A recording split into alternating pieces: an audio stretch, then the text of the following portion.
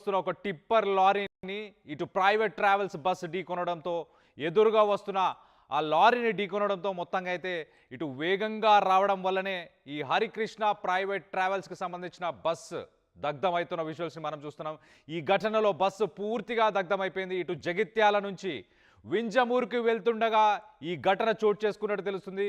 మృతులు ఇటు కనిగిరి అలాగే పామరుకు చెందిన వారుగా ప్రాథమిక విచారణలో తెలుస్తుంది. సో దానికి సంబంధించిన విజువల్స్ని మనం చూస్తున్నాం. ఎంతగా మంటలు చెలరేగుతున్నాయో అక్కడ మనకు ప్రైవేట్ ట్రావెల్స్ బస్సు, దాంతోపాటు రైట్ సైడ్లో టిప్పర్ లారీ కూడా కనిపిస్తుంది. దానికి సంబంధించిన విజువల్స్ని మనం చూస్తున్నాం. ఒక్కసారి చూడొచ్చు. ఇటు బస్సు ఎదురుగా వస్తున్న ఆ టిప్పర్ లారీని మరి అతివేగంతో వెళ్ళడం వల్ల ఢీకొట్టిందా, ఇటు టిప్పర్ లారీకి సంబంధించి ఏదైనా తప్పిదం జరిగిందా? మొత్తానికైతే ఇటు బస్సును ఇటు టిప్పర్ లారీని గుద్దుకోవడంతో ఒక్కసారిగా ఆ బస్సుకి సంబంధించిన మెయిన్ డోర్స్ స్టక్ అయిపోయాయి. ఆ మెయిన్ డోర్స్ జామ్ అయిపోవడంతో మొత్తానికైతే 40 మందిలో 20 మంది, ప్రస్తుతానికి 15 మంది చనిపోయారు.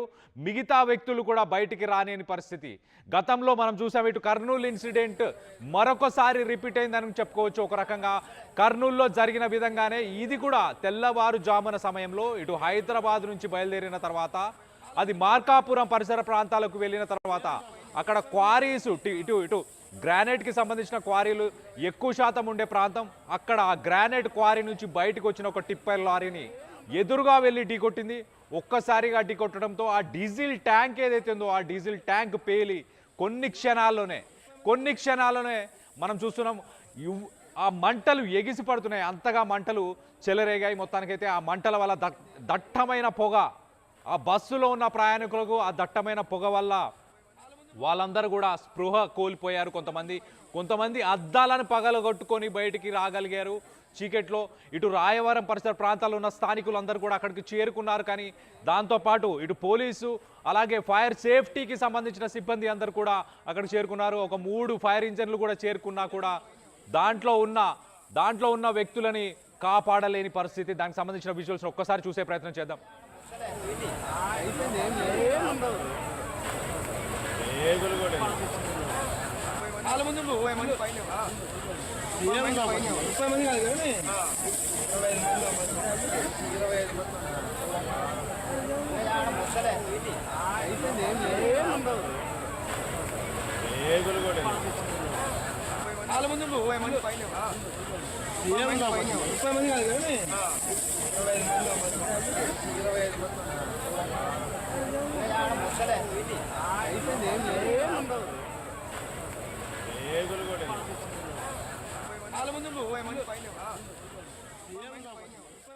రైట్, ఆ విజువల్లో మాట్లాడుతున్న వ్యక్తులు చెప్తున్నారు చాలా మంది ఉన్నారు, 20 మందికి పైగానే ఉన్నారు అంటే చెప్పుకొచ్చే ప్రయత్నం చేస్తారు. మొత్తం మీద 40 మంది, దాదాపు 20 మంది చనిపోయి ఉంటారని ప్రాథమిక విచారణలో ఇప్పటిదాకా వస్తున్న వివరాలు. మన ఆ బస్సుకు సంబంధించిన స్కెలిటన్ మాత్రమే ప్రస్తుతానికి చూస్తున్నాం. ఆ మంటలు ఒక్కసారి చూస్తే కనుక 3 ఫైర్ ఇంజన్స్ వెళ్ళినా కూడా దాన్ని ఆ మంటలని అదుపు చేయలేని పరిస్థితి. ఒక్కసారిగా అసలు ఏం జరిగిందో ఆ ఘటన సిరీస్ ఆఫ్ ఈవెంట్స్ని కూడా మీకు ఒక్కసారి చెప్పే ప్రయత్నం చేస్తాయి.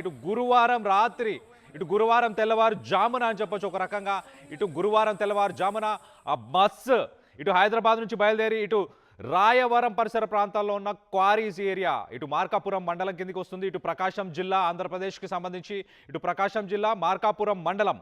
దాంట్లో ఈ హరికృష్ణ ట్రావెల్స్ అనే ఒక బస్సు తెలంగాణ నుంచి బయలుదేరింది. ఇటు తెలంగాణలోని జగిత్యాల నుంచి మొత్తానికైతే జగిత్యాల నుంచి హైదరాబాద్కి చేరుకుంది. హైదరాబాద్ నుంచి అర్ధరాత్రి సమయంలో హైదరాబాద్ నుంచి బయలుదేరిన తర్వాత ఇటు పామర్రుకు వెళ్తున్న సమయంలో మొత్తానికైతే ఈ ఘటన చోటు చేసుకుంది. ఒక్కసారిగా ఈ బస్సు ఎదురుగా వస్తున్న ఆ టిప్పర్ లారీని ఒక్కసారిగా ఢీకొట్టడంతో అటు డీజిల్ ట్యాంక్ పేలి కొన్ని సెకండ్లలోనే ఇటు మంటలు చెలరేగి ఆ మంటల్లో ఇటు టిప్పర్ లారీ అలాగే ఇటు బస్సుకి సంబంధించి మొత్తానికైతే మంటలు చెలరేగాయి. దాంట్లో ఈ బస్సులో ప్రయాణిస్తున్న 40 మంది ప్యాసింజర్లు ఆ సమయంలో తెల్లవారుజామున కావడంతో మొత్తానికైతే ఆ 40 మంది ప్యాసింజర్లు నిద్రలో ఉన్న సమయంలోనే ఈ ఘటన చోటు చేసుకుంది. కొంతమంది వ్యక్తులు దానికి ఆ గ్లాసుని బ్రేక్ చేసుకొని వాళ్ళ ప్రాణాలను కాపాడుకోగలిగారు.